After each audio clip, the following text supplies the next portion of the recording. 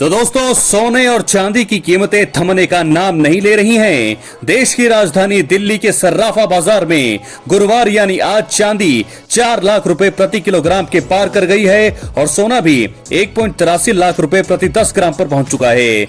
वैश्विक बाजारों में तेज उछाल और निवेशकों की ओर से सुरक्षित माने जाने वाले चांदी और सोने की मजबूत मांग के चलते कीमतों में ये इजाफा हो चुका है।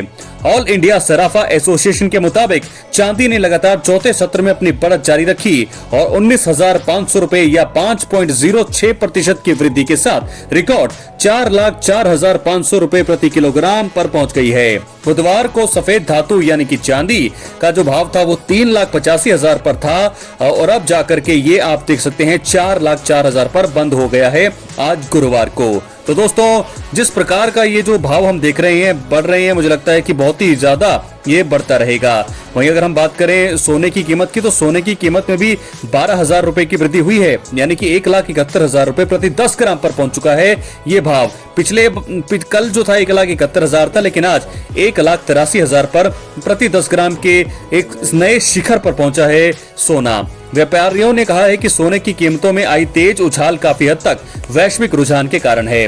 बढ़ते भू राजनीतिक तनाव और कमजोर होते अमेरिकी डॉलर के बीच निवेशक सुरक्षित निवेश विकल्पों की ओर रुख कर रहे हैं, जिसमें सोने और चांदी ने नए रिकॉर्ड उच्च स्तर को छू लिया है। अंतर्राष्ट्रीय बाजार में सोने की कीमत में 177.14 अमेरिकी डॉलर या 3.3% की वृद्धि हुई और ये 5,595.02 अमेरिकी डॉलर प्रति औंस के नए उच्चतम स्तर पर पहुंच गई है।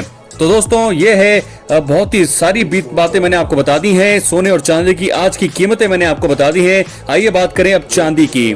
तो दोस्तों, अगर हम बात करें चांदी की, तो 21 साल पहले 10,000 रुपए किलो थी और अब 12 महीनों में ऐसे तय किया 86,000 से 4 लाख रुपए का सफर।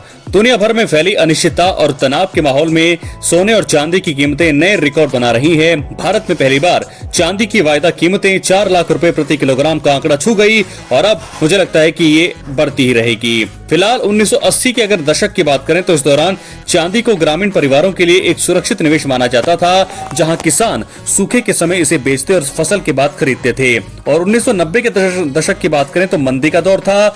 2000 के दशक में कीमतों में 3 गुना ज्यादा उछाल देखा गया। 2011 से 2020 के बीच की अगर हम बात करें तो अस्थिरता का दौर था और 2020 से 26 ऊर्जा धातु का युग। तो इस प्रकार मुझे लगता है कि ये जो है लगातार चीजें बढ़ती रही हैं। चांदी की कीमतों में इस भारी बदलाव के पीछे वजह है औद्योगिक मांग। वैश्विक चांदी की 50% से अधिक मांग अब गहनों के बजाय उद्योगों जैसे सौर ऊर्जा, इलेक्ट्रॉनिक्स और मेडिकल से आती है। रुपए की कमजोरी है दूसरा सबसे बड़ा कारण। क्योंकि दोस्तों भारत चांदी का बड़ा आयातक है, इसलिए डॉलर के मुकाबले रुपए के कमजोर होने से घरेलू बाजार में चांदी महंगी हो जाती है। साथ के साथ वैश्विक आपूर्ति में कमी, क्योंकि नवंबर 2025 में अमेरिका ने चांदी को अपनी महत्वपूर्ण खनिज सूची में शामिल किया और बताया जाता है कि चीन के एआई और सेमीकंडक्टर्स के क्षेत्र में लगातार बढ़त हासिल करने के बाद अमेरिका ने भी इसके आयात को बढ़ाया है। तो इस प्रकार चांदी हो रही है महंगी। बहुत बहुत धन्यवाद।